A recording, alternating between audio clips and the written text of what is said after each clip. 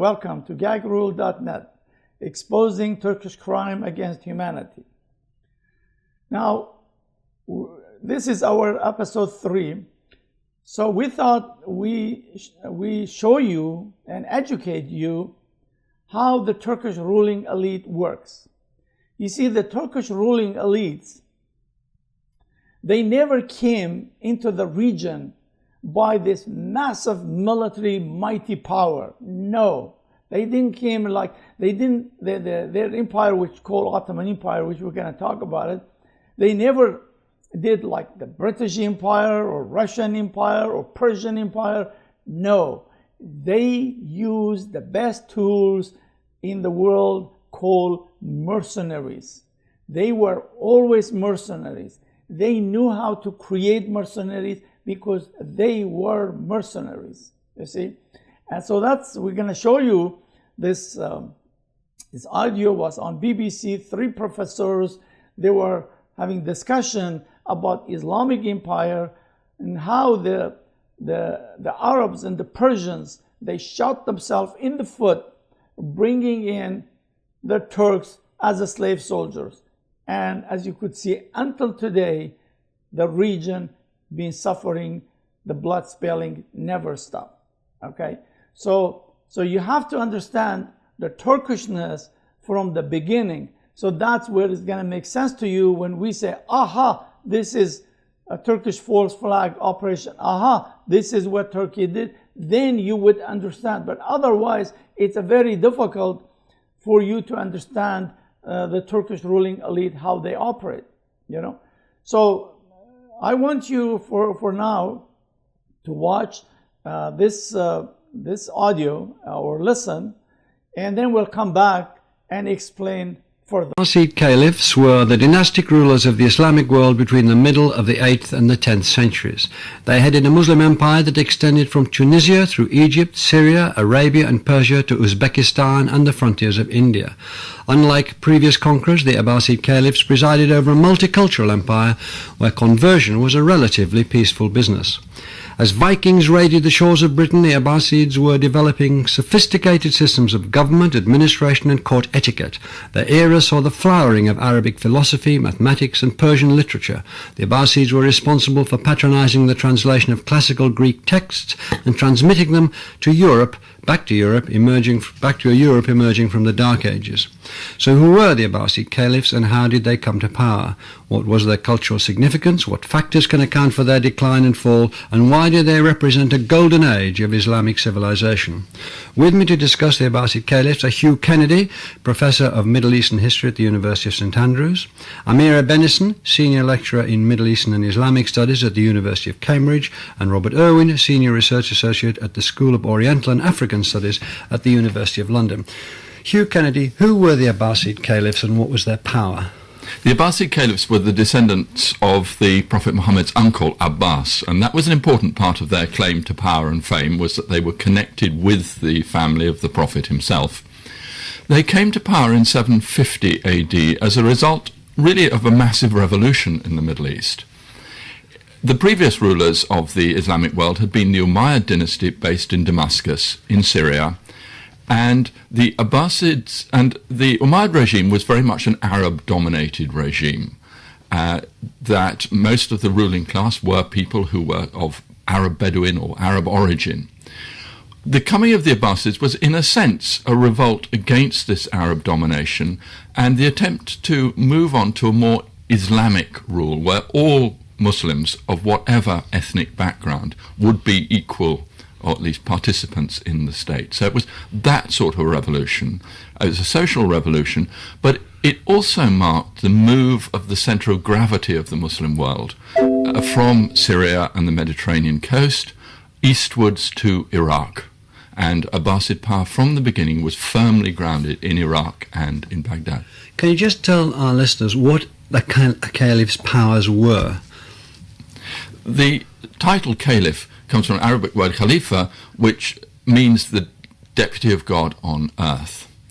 And the powers of the caliphs varied greatly, but for the first 250 years after the death of the Prophet in 632, the caliphs were effectively the absolute rulers, the monarchs, if you like, of the Muslim world. Later on, the title becomes more symbolic, more ornamental, if you like. There are still caliphs, but they lose the political power and they retain some religious significance. Can you tell us how their court was structured? Because we think of the Bedouins as a very informal, loose association, but as I understand it, the Abbasid caliphs brought in a very strict court structure. Yes, these people were Arab. The Abbasids were Arab by descent, but they certainly were not Bedouin. They lived in towns mostly and in huge palaces, some remains of which can still be seen in some places, and they developed a very formal system of court etiquette. The caliph would hold audience 2 or 3 times a week from behind a curtain, and only select people were allowed to actually see him face to face. Between the caliph and the rest of the world, there was a whole army of guards, of chamberlains, who would carefully vet anybody who wanted to come into face-to-face contact with the ruler. Why did they move their centre to Baghdad? And they virtually founded Baghdad, didn't they? The Abbasids virtually founded Baghdad. Yes, Baghdad was founded as a new town in a part of the world, of course, where there had been cities for millennia. Baghdad was founded as a new town in 762 by the Abbasid Caliph Mansur. What attracted them to Iraq was the fantastic agricultural richness. Iraq, in the early Middle Ages, was by far the most wealthy part of the Middle East, possibly the most wealthy patch of territory on the surface of the world. The irrigation systems of the alluvium of southern Iraq could generate 2 or 3 crops a year out of the same piece of land, of wheat, barley and dates. It was the revenues from this agriculture. It doesn't seem to be comparable in the religious sphere, does it? That I'm told, or I've read, that there was a general tolerance of other religions, of Buddhism and Christianity and Zoroastrianism, Judaism. Yes, I don't think they have any. There are occasional Zoroastrian revolts in the early Abbasid period, but in general, the Abbasids don't have trouble with the Christians and Jews. They are known as the Ahl al-Dhimma, the people of the pact. They are protected, they are tolerated, though they are to a degree discriminated against, and at times when the Muslim rulers are feeling very strict, they will enforce a dress code so that the Christians and Jews have to wear some kind of yellow garment or yellow label on their garment. What about the influence of the Persians, Hugh Kennedy? Persian style becomes very, very important. There are a lot of Persians who come to the Abbasid court, including the Barmakid family of viziers who appear in the Arabian Nights, a classic example. But Persian manners and customs become very fashionable. The old Persian Empire provided the model for the Abbasid caliphs, the model of how to organise a court and the model of how was there great a thought at one displayed. stage that actually Aristotle and the Greeks were Persian rather than Greek philosophers? That's a very Persian way of looking at it. There's a sort of a little bit of Persian cultural imperialism here, I think. So you had the Persians there.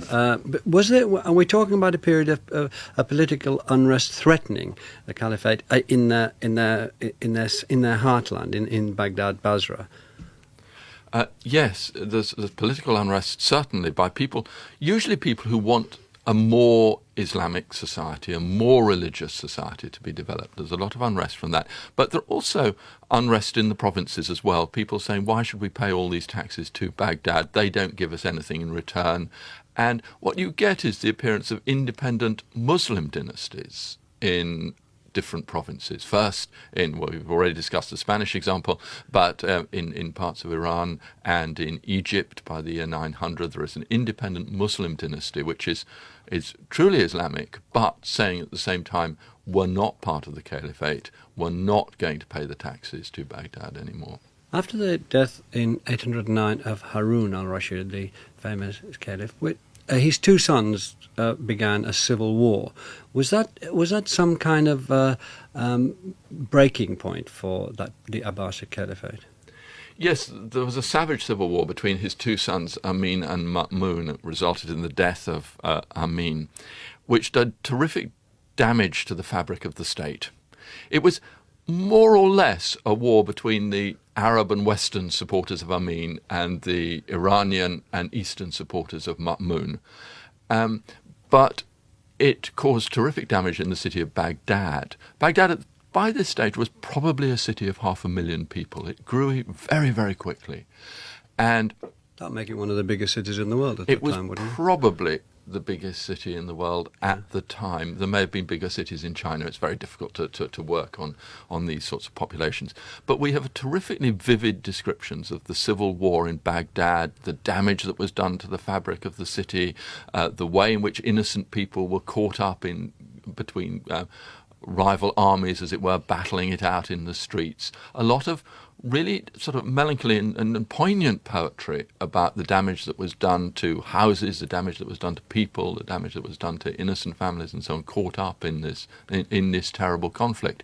And when the caliphate re-emerged under Ma'mun, it was a very different sort of institution. It was dominated by Eastern Iranians, it was dominated by Persians and by Turks from Eastern Iran. It became much more of a military dictatorship and much less of a pluralist political society. Well, let's bring in the Turks, because the Turkish so-called slave soldiers played an extremely important part. Amir Benson, can you tell us why the Turkish they were employed as mercenaries, but where did the slave soldier come from and how powerful did they become? The Turks were not all slaves, but they were all, if you like, from the frontiers. And for that reason, they were desirable to the Abbasids as a military force, which would not be sort of embedded in local society and have conflicting loyalties to Caliph and to local society. So on the one hand, they were seen as being likely to be more loyal to their master because they wouldn't have other links in society. They were also seen as being particularly good soldiers at a young age. And it appears that at the time that they began to be recruited in significant numbers in sort of the middle third of the 9th century, there was a certain demographic pressure in the Central Asian steppe, which was pushing Turkic peoples towards the Islamic Empire and leading to a surfeit of youths in the slave markets. So a certain number were purchased, some came into the army by other methods, and this large army was built up, which was seen as being potentially much more loyal to the Caliph than other military forces. In effect, a mercenary. Turks, they become an integral part of the army. Do they convert? They do convert.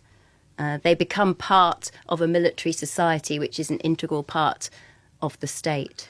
And they become very powerful. And Hugh Kennedy and Robert Owen, between you, can you tell us how that power is exercised the more? Because the court has moved from Baghdad to Samarra, 150 kilometres about north of Baghdad. I think if we go back to the after effects of the civil war in Baghdad, at the end of it, you've got sort of a radicalised population. You've got a lot of sort of militias of cudgel men. The civil war's over, but from then on, Baghdad's a much more turbulent place, and there are riots and street fights about too high prices for food or the caliph not going on jihad enough.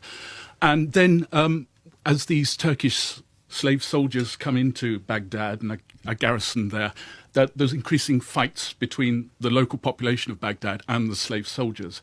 So that's the major motivation for the Abbasid caliphs to move out of Baghdad and to establish a new capital in Samarra. As they do that, of course, well, it's not of course, but as they do that, they've leapt from the frying pan into the fire. They're away from the riots and the turbulence of Baghdad. But the effect of this is then that the caliph is vulnerable to being taken over by the Mamluks, the slave soldiers. They become a praetorian guard.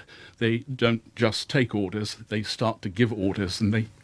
That was obviously a very important transition, Hugh Kennedy, that Roberts began to explain. Can you take it further? Because the caliphs became captives in their own palaces, did they or did they not?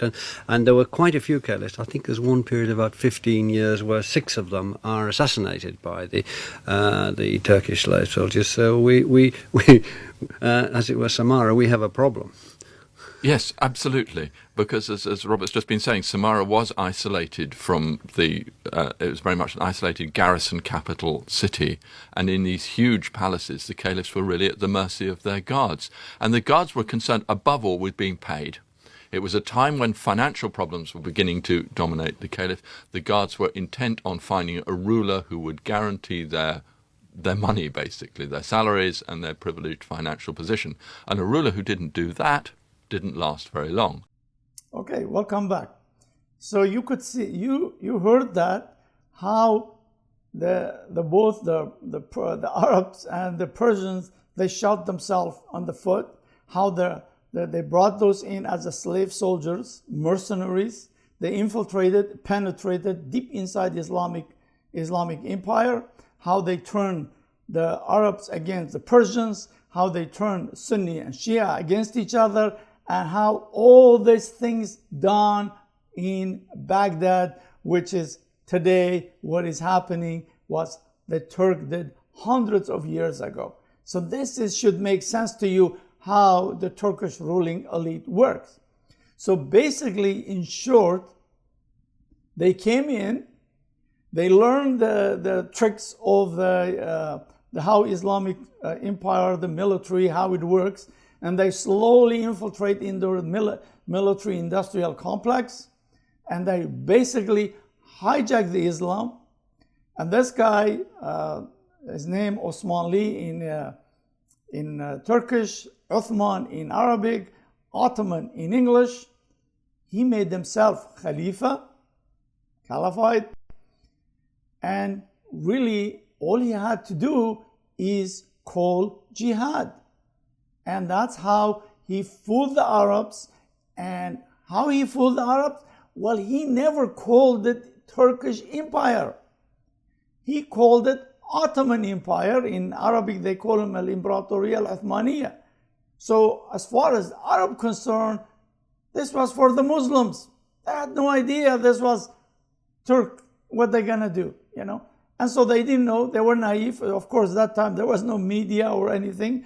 As long as you were Khalifa, you're deputy of the God on the earth, they'll do it. And you could see even today, with this modern world we live in, this guy, al-Baghdadi, has lots of followers. All he is doing is calling jihad. You see people all over the world coming.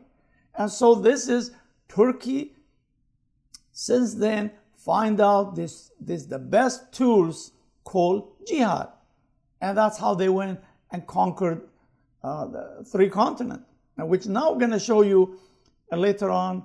This was enactment documentary somebody made on YouTube, so we just took some portion from it, and we're going to show you so that you understand all this beheading, how the Turks used the beheading, and they put this fear in the heart of the people in the region and went on and conquered the whole region.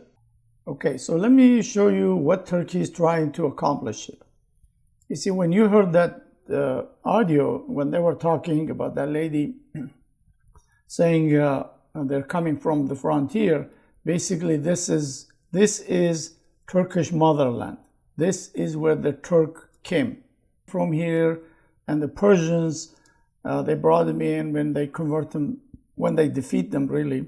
And then from here, they end up coming, they brought them into Baghdad. This is why that whole story, how they took over the Baghdad and all that things.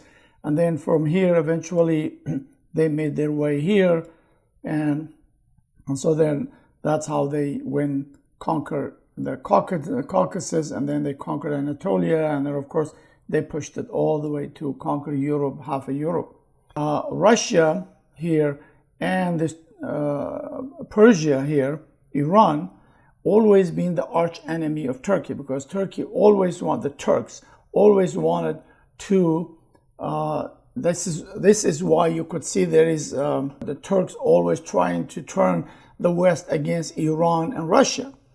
And so that is the goal of Turkey is to create this path. What you see here, they call them Turkey. This is really occupied territory. This is not the Turk. This is, they came and they invaded and they conquered it.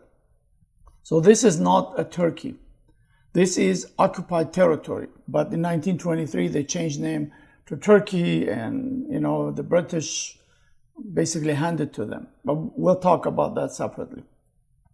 So what Turkey is trying to do, you see, the first, the goal was that Israel here, Israel was supposed to bomb Iran, and those Azerbaijanis, because you remember Azerbaijan was part of Iran, because that's half a part of Azerbaijan province.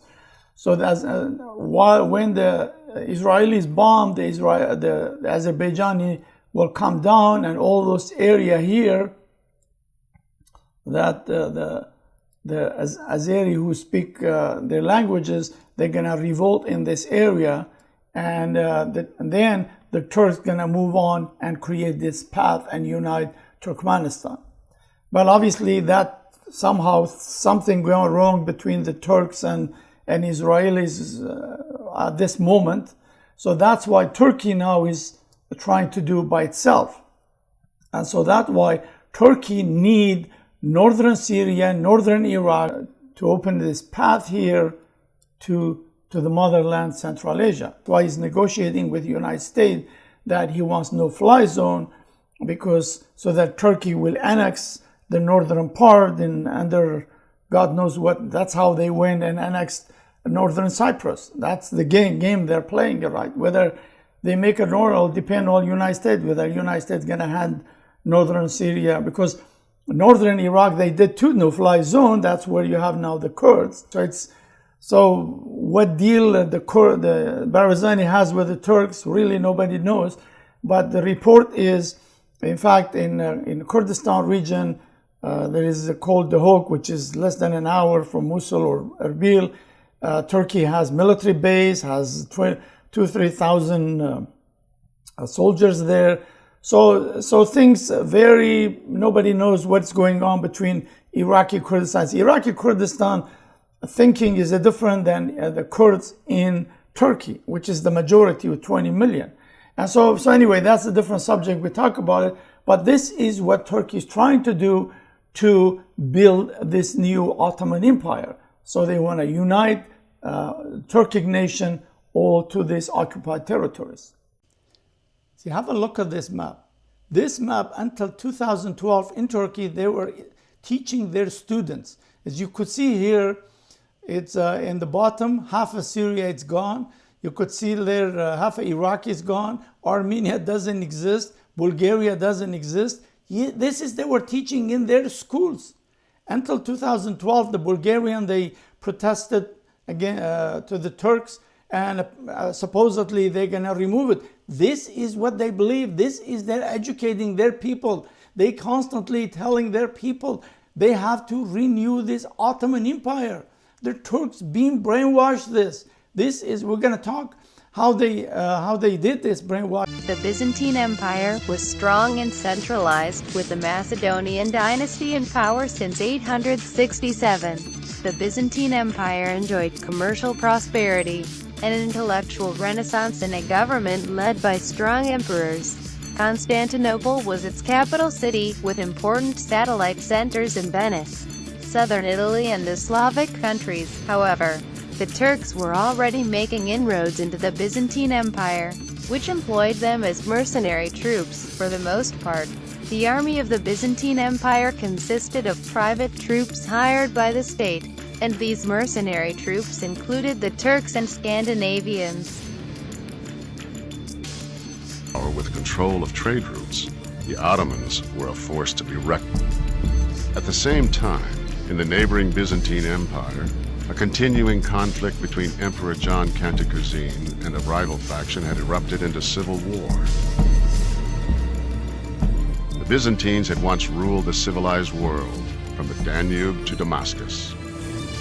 But now Byzantine Emperor Cantacuzene was struggling to retain power. He asked his neighbor and former enemy Orhan for help. Orhan agreed, seizing the opportunity to profit from Cantacuzene's weakness.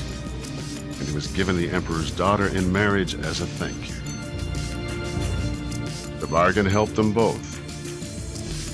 With Orhan's support, Cantacuzene defeated his enemies and remained in power. But Orhan got the better deal. In the early 1350s, under the guise of helping Cantacuzene, Orhan ordered 6,000 of his troops across the Dardanelles. With no opposition, his troops laid waste to the region, claimed the territory as Ottoman lands, and gained a valuable foothold in Europe. This marked the beginning of the Ottoman Empire's westward expansion into the Balkans and beyond. Over the next 16 years, Orhan continued to expand his territory and consolidate his power. In just 60 years, the Ottomans had risen from a tribe of nomads to become rulers of more than 500,000 people. In 1362, after a 38-year reign, Orhan, the first Sultan of the Ottoman people, died. His son, Murad I, continued the aggressive expansion of the empire, following the same policy of tolerance as his predecessors. Conquer and tax, rather than conquer and convert. The Ottomans acted in a tolerant way, but not out of any philosophical commitment to something that we would call tolerance today, but for reasons of state. It was easier to subdue territories rather than to try and convert everybody. The Ottomans' policy of religious tolerance made administering conquered territories much easier. It reduced resistance and diminished the chance of revolt. New Christian subjects offered a greater opportunity. He devised a plan to create a fierce and loyal cadre of troops. Ottoman officials descended on towns and Christian territories, ordering young boys of the village to come forth for inspection. The villagers would display their youth, and the Janissary officer would go from one to the other. Height, weight, proportions. The officer would select the ones he thought would be best and took them with him. Those selected became conscripts in Europe's first standing army, an army that would transform the continent's military landscape. They were known as new troops, or Janissaries. At first, panic spread throughout Balkan Christian communities when the Janissary recruiting officers arrived. It was a process which entailed these children being dragged, literally dragged and forced out of their families. Families begged local priests to delete their sons' names from parish registers. Some parents arranged marriages for sons as young as 12 to take advantage of the marriage exemption. But over time, attitudes changed. Families realized how prestigious the path was. They knew what a promising career this could entail, and indeed not few of the more successful recruitees into this system later became very important high-ranking officials in the Ottoman state who did not forget where they came from. New recruits were brought to the Ottoman capital and converted to Islam. Allah, Allah, eyvallah. Allah, Allah, eyvallah. They underwent intense physical training and were drilled in the arts of war. The training of the Janissaries was very thorough and, to a certain extent, ruthless. There was a physical training, weightlifting and wrestling. They practiced the various formations. There was archery practice regularly twice a week. When their military training was complete, they were tattooed with a number and a symbol and sent out to work. First, they were sent to Turkish families. It was a very heavy physical work on farming the land. When they returned, their physical shape was much better. They were much stronger, and they knew the language. The strongest and brightest were sent to special schools to finish their education. Janissaries who entered what are called the palace schools got a very broad education. They were trained in Arabic, Persian, Turkish. They were certainly trained in the Islamic sciences. Everyone was taught a skill. The band was important to provide psychological support for the Janissaries, and it was especially important before and during battles and major sieges.